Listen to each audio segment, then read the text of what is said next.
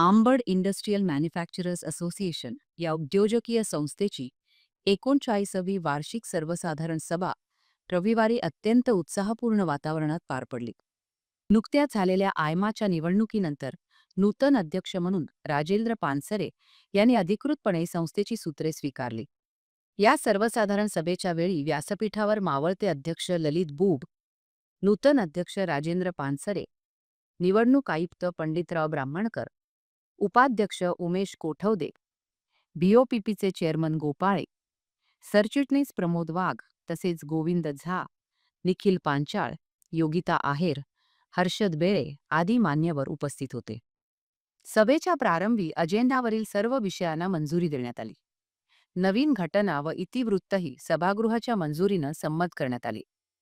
यावेळी मावळते अध्यक्ष ललित बुब यांनी आपल्या 2 वर्षांच्या कार्यकाळाचा आढावा घेत सहकाऱ्यांच्या योगदानाचे कौतुक केले. आयमाच्या माध्यमातून उद्योग क्षेत्रासाठी केलेल्या विविध उपक्रमांचा त्यांनी आढावा मांडला. नूतन अध्यक्ष राजेंद्र पानसरे यांनी आपल्या भाषणात सर्व पदाधिकारी, कार्यकारिणी सदस्य आणि उद्योजकांना सोबत घेऊन आयमाच्या माध्यमातून उद्योगांचा सर्वांगीण विकास साधला जाईल असा विश्वास व्यक्त केला. यावेळी मावळते व नूतन अध्यक्ष दोघेही भावूक झाल्याने सभागृहात भावनिक क्षण पाहायला मिळाले. दरम्यान निवडणूक आयुक्त पंडितराव ब्राह्मणकर यांनी नुकत्याच पार पडलेल्या निवडणुकीची सविस्तर माहिती देत निवडून आलेल्या उमेदवारांची यादी वाचून दाखवली. यानंतर निवडून आलेल्या सर्व पदाधिकाऱ्यांना प्रमाणपत्रांचे वितरण करण्यात आले.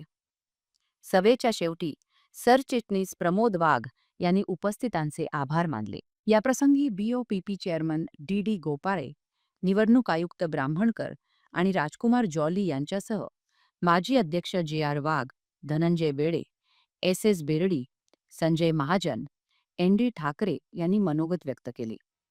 दरम्यान आयमाच्या नव्या कार्यकारिणीत अर्चना नवले, योगिता आहेर, प्रमोद वाघ, देव अग्रवाल, जगदीश पाटील, रवींद्र झोपे, करणसिंग पाटील, मनीष रावल, रवींद्र महादेवकर, राहुल गांगुर्डे, जयंत पगार, धीरज वडनेरे, अभिषेक व्यास, विनोद कुंभार, नागेश पिंगळे, नीरज बदलानी, सुमित तिवारी, वेदांत राठी, शरद दातीर, आलोक कनानी, विनायक मोरे, रणजित सानप, कैलास सोनवणे यांचा समावेश आहे.